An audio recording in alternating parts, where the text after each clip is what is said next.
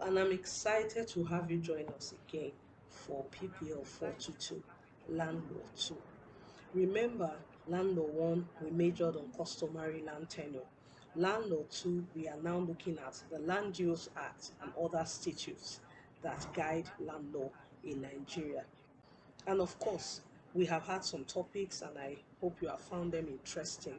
So today we are treating another topic that will enrich your knowledge of land law and prepare you, to practice well as lawyers in this very interesting and rewarding field. So let's not waste time. Let's go on and see what we have for today.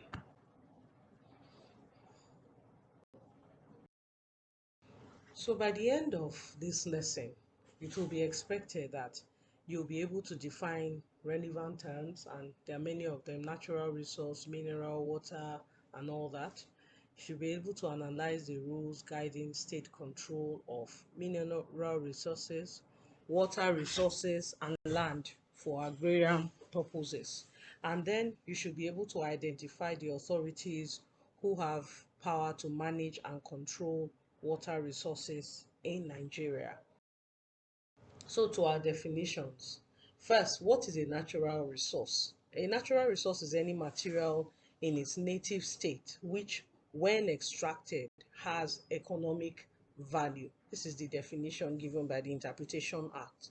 So anything that has not been processed and is extracted and can be exchanged for value. So timber, oil, gas, lakes, sand, different types of minerals and all that, as long as they have those key points, then they will be natural resource. Mineral or mineral resource is any substance, whether in liquid, solid, or gaseous form, which occurs in or on the earth and is formed by or subjected to geological processes and all of that. So note that the definition of mineral or mineral resources in Nigeria excludes petroleum and water without mineral content. This is because there's a separate legal regime regulating petroleum. And then, of course, water is a transparent liquid made up of a compound of hydrogen and oxygen, and any body of this liquid in any form. And then we have agrarian. Agrarian refers to the cultivation of land. So now, first we'll look at control and management of mineral resources. You remember the definition we gave of mineral. What I've done in this slide, as you can see, are pictures of some of the minerals that we have. You can see granite, you can see gold, you can see marble, you can see graphite, you can see rocks, and all different other types. Of course, we know there are many more. Nigeria is very mineral rich. So ownership and control of minerals is vested in the federal government. That's under Section 1 of the Minerals and Mining Act. And then, I differentiated between minerals and petroleum. Ownership of petroleum is also vested in the federal government, and the government has the power to transfer its ownership to any person, and also to grant rights to people for exploration or exploitation of minerals.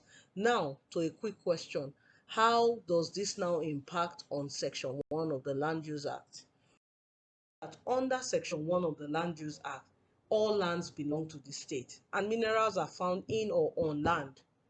So it means, therefore, that while the lands belong to the state, if minerals are discovered in any part, on whether on land or in land, that the government can revoke and take over title, revoke title for the purpose of passing and vesting it on the federal government. So it becomes federal government property and it is no longer subject to the control of the governor under the Land Use Act. So as I said, the governor can grant licenses, that's the federal government can grant licenses, can fix prices, and host communities have no control over all of that. The authority who has the control, of course, is the federal government. However, host communities can negotiate with licensees to pay them rents and compensation for access and all of that. And of course, licensees also have duties to conduct their activities in a safe manner and environmental and socially responsible manner. The extent to which they do this is another matter. Now, let's talk about some of the rule principles that now impact on, this whole point of ownership and control of mineral resources and petroleum in Nigeria. Now, even though mineral resources, even this derivation principle, of course, has to do with all minerals, including petroleum. So even though the federal government is the owner, there is the recognition that they come from particular states.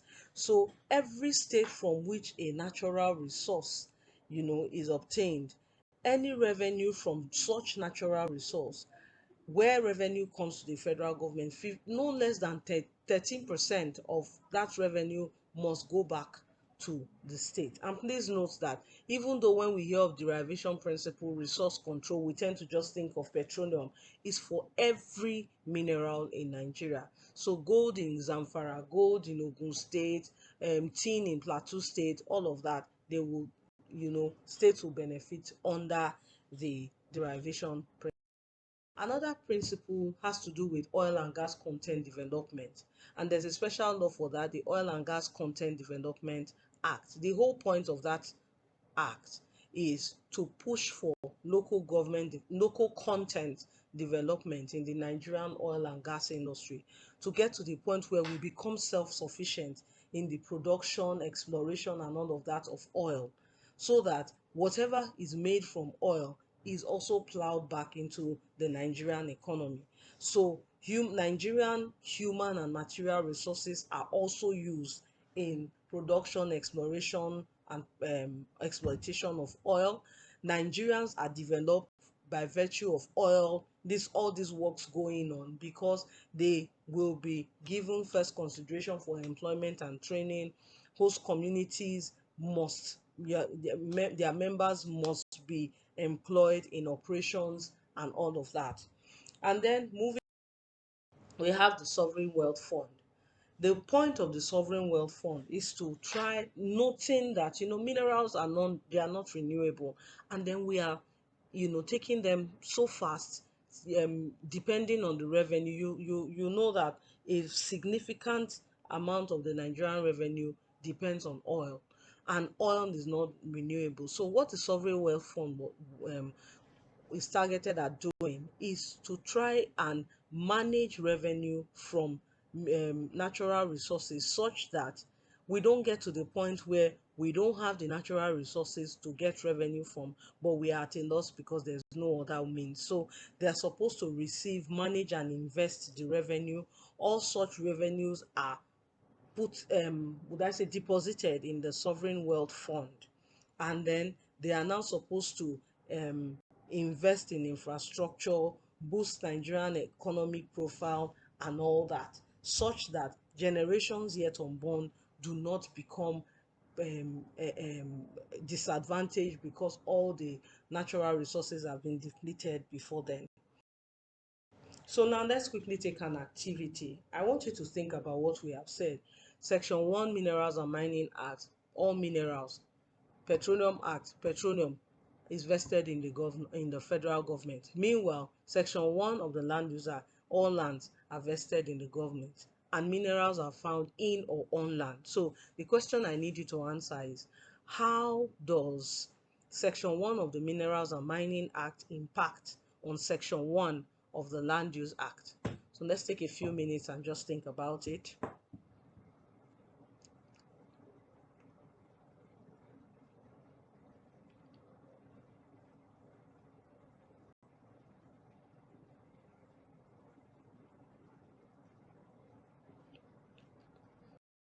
Okay, so now let's go to water resources. Remember our definition of water.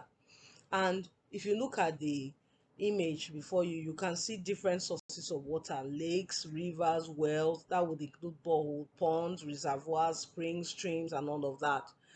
According to Section 1 of the Water Resources Act, all water, whether ground and surface water, or water in rivers, beds, and banks, and all that, all sources are vested in the federal government.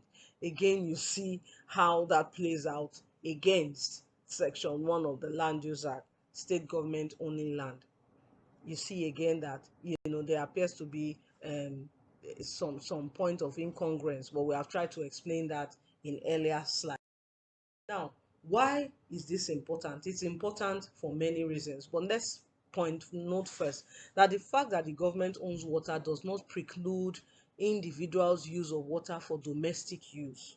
For watering of livestock, for fishing, for domestic use, as I said, people can use water without going to the government for licensing and all of that. That's why you can drill a well in your compound and use the water. Okay? The purpose of this control and management of water by the federal government. First is to ensure it. I think you can broadly say that it is to ensure quality and quantity. So they control and manage water in order, and that includes controlling pollution and all that, to ensure that water is up to a particular quality standard for the use of all persons in Nigeria, and then to ensure that nobody is disadvantaged. There is equitable distribution of water, whether for domestic use or for developmental use. A lot of water is used for a lot of things: building, um, farming, and all of that. So there's a need for someone, and that is the government, to strike a balance, okay, and ensure that water supplies are available where necessary. Okay, so in controlling water, because of the nature of water, three different levels are involved in the control. There's the federal government, who does it through the Minister of Water Resources, and I talked about how they control quality and quantity. Okay, and then there's the National Environmental Standards and Regulatory um, National Environmental Standards and Regulation Agency, which really is um, more interested in preventing water pollution. So again, looking at quality. And then the state government also has control over water resources, may manage. But please note that these other two, the agency and the state government, they are not, water is not vested in them. They just have control. Again, for state government, to prevent pollution and then to strike a balance between quality and quantity within the state. So some of the acts that are prohibited in order to ensure water quality are discharge of oil into Nigerian waters, but we know all the issues in the Niger Delta. That is not so effective. Um, Activities that may pollute, impact on water quality and quantity are usually regulated by the Minister for Water Resources. Pollution by ships is prevented. It's well prohibited, and the steps that have been taken is for all ships to install anti-pollution equipment, and then carrying and depositing and dumping of harmful waste in any part of Nigeria, whether land or water, is strictly prohibited. This particular one is a criminal offense. We know of the issues of the toxic waste dump in Cocoa Delta State and the impact it had on inhabitants of that. We don't want that happening again. That's why the rules are so strict on dumping of harmful waste in any part of Nigeria. Okay, so now let's look at the third arm of our lesson today: agrarian reform. We said agrarian refers to agriculture. So agrarian reform really is the rectification of the agricultural system through land distribution. The whole point is to try and make land available for agricultural purpose, and the person or the body who's supposed to do this is the government. So they take land from individuals or peasants and transfer to government. The whole idea was for there to be collective, you know associations and all that, farming associations. You still find them in specific parts. So if you go to NIFO, National Institute for Oil Palm Research, in Edo State, that was what obtained for a while. I think a bit of that you also find in Plateau State and some of them, if you go to Ikorodu in Lagos State, there's also some of that. And the whole point was to enhance agricultural productivity, improve employment opportunity, and just grow the Nigerian agricultural sector. How well that has happened is another issue. The Land Use Act was actually aimed at, one of the purposes rather of the Land Use Act was for agrarian reform, but they've not really gone far in, achieving that goal. And that is because there have been mixed reception. Some people, you know, find it to be agrarian reform to be advantageous, others don't. So for those that think it's advantageous, they say it is a viable tool for rural development. It will help poverty eradication, rural poverty, and then there will be food security. So think about your Operation Feed the Nation and all that, which didn't quite do well. And then for opponents, they just feel that agrarian reform is a means for governments to, take land for their selfish use. And you can't blame them because trust has been broken in many parts and in many spheres. And we see that now, that's the distrust playing out with respect to agrarian reform. Okay. So, to our second activity, I'd like you to think about the control and management of water and answer this question. Control or management of water resources in Nigeria is the exclusive preserve of the federal government. Discuss. So let me give you some time to think about it and then we will end the lesson.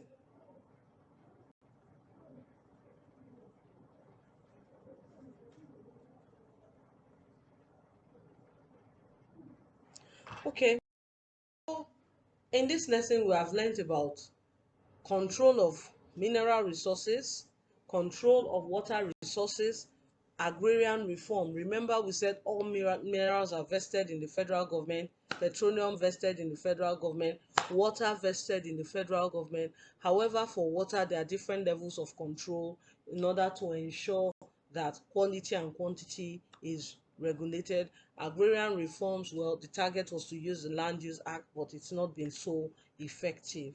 So I'd like you to know that, of course, as usual, you can download the video and then watch it over and over again. And if you please feel free, post it on the discussion forum or send me an email and we'll discuss it. Okay, so until we meet again, thank you for taking part and viewing this video, taking the activity seriously, and I'll see you during our online live class.